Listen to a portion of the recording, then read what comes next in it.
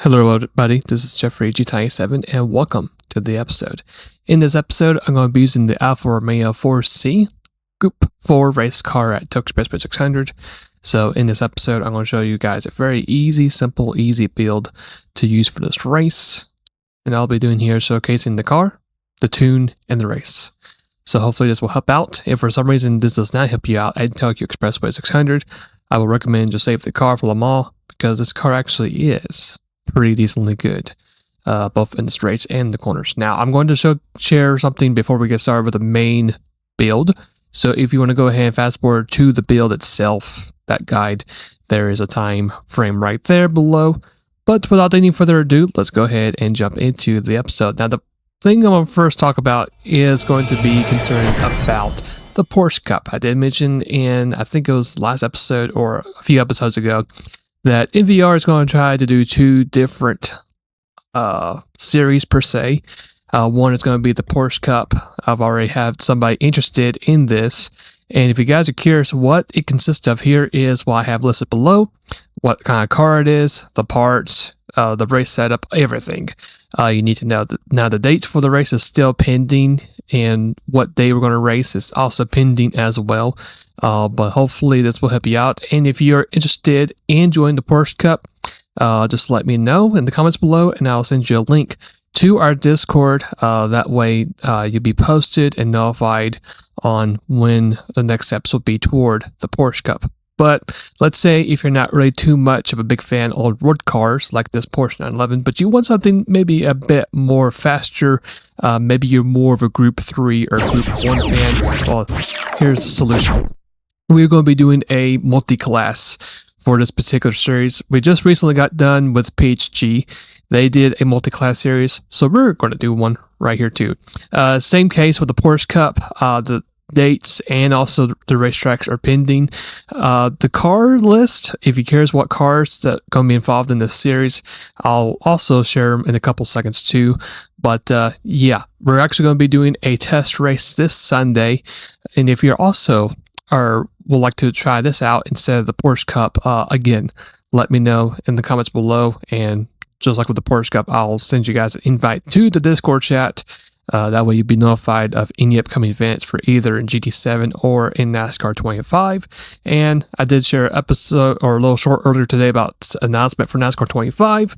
That is going to be later in the future. I'm going to be live streaming the rest of my career mode in NASCAR 25. And once we get done with that live streams of NASCAR 25, that's going to be it. So here we are now with the True in Blue episode.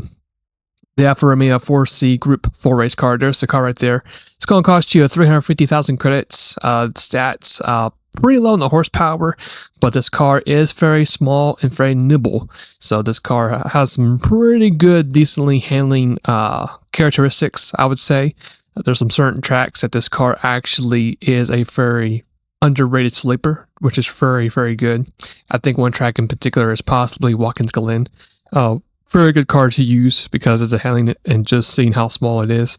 So that is how you get the car. And if you're curious on what particular setup I'll be using for this car, I'll showcase also the tune as well. Now for the livery, I do showcase livery sometimes in these episodes. But for this one up right here, I don't really have one on hand. That is optional. If you want to use a livery, that's totally up to you. Here is the setup right here.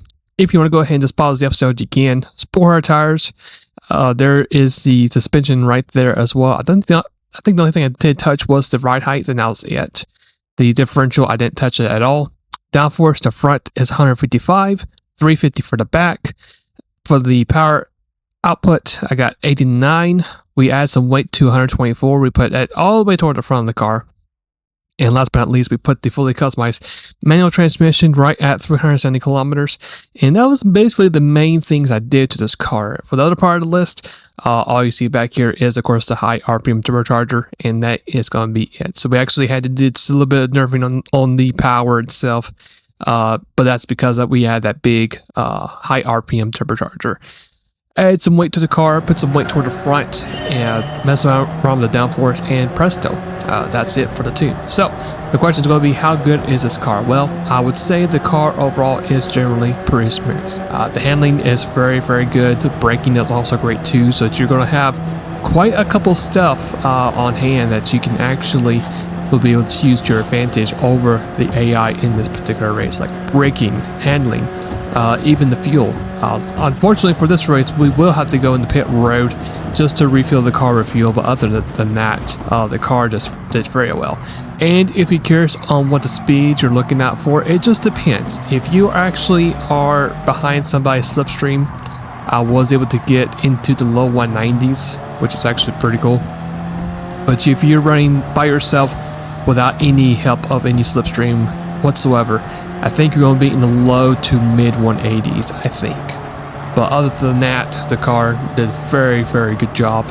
In this particular race, I am using a PS5 controller, and I would say this car actually did feel pretty smooth. So I guess if you're racing on either a controller or on a wheel, the car relatively should feel pretty decently smooth. I mean, you might have to be a little bit careful when you get back on the power. That way, the chances of you accidentally going back into the corner and hitting the wall either halfway to the turn or late to the turn, you just gotta be careful when you get back to the power. Other than that, the car just, I think overall did generally well, considering being able to actually having to nerf it a little bit just by taking away some of the horsepower and adding some weight to it. So as we complete our first lap, we're going to be right around the top 7.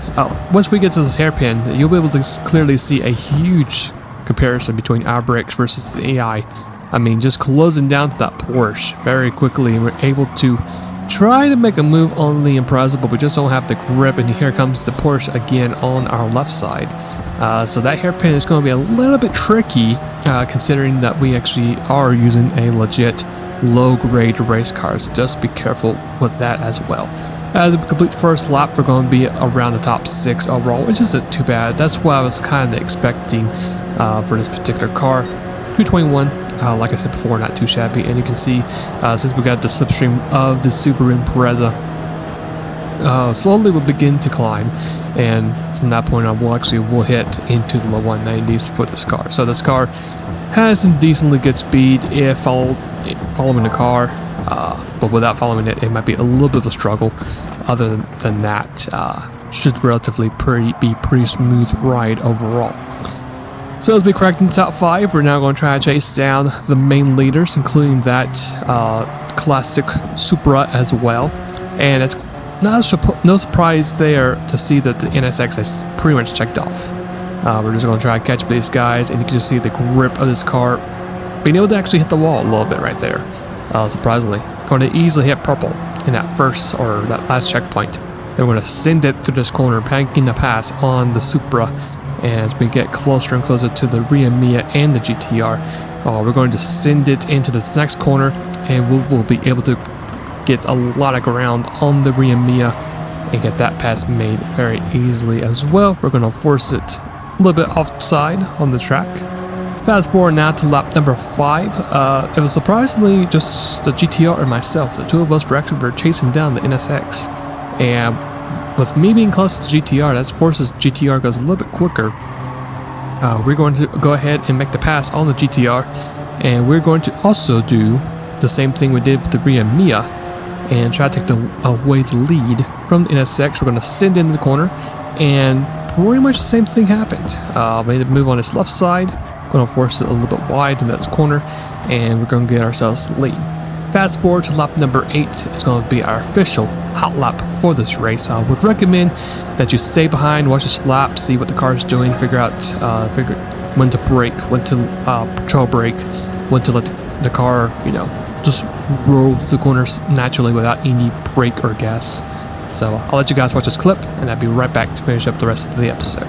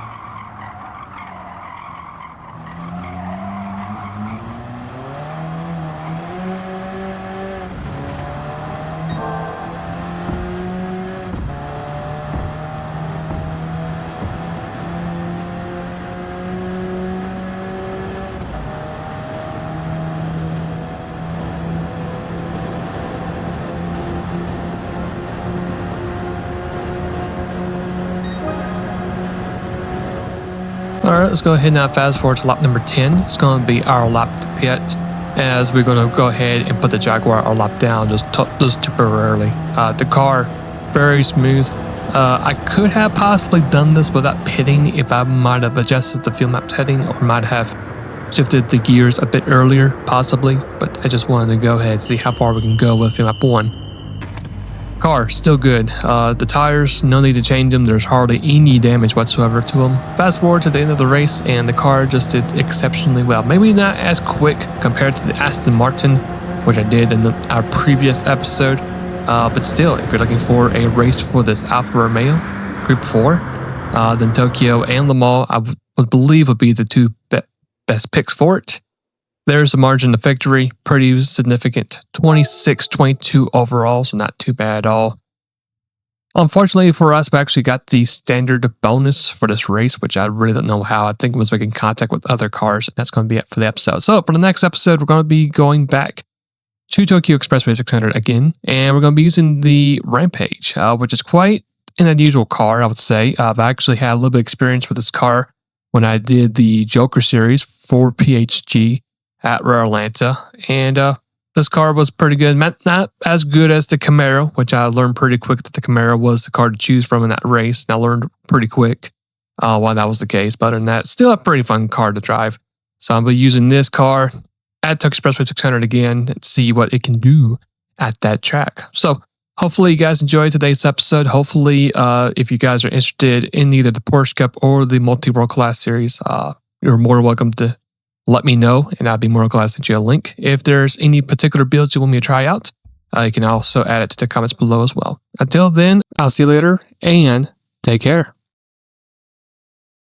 Thank you again for watching today's episode. Hopefully this particular tune has helped you out in Gran Turismo 7. If there is a particular build you'd like for me to try out, or a different race, car class, whatever it is, you're more than welcome to put any suggestions down in the comments below, and I'll do my best to do them.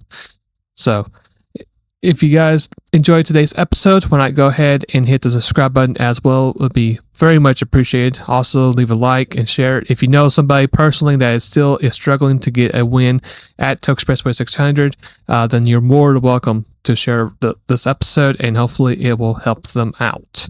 Until then, I'll see you guys later, and have a great rest of the day or night for it might be, and be safe.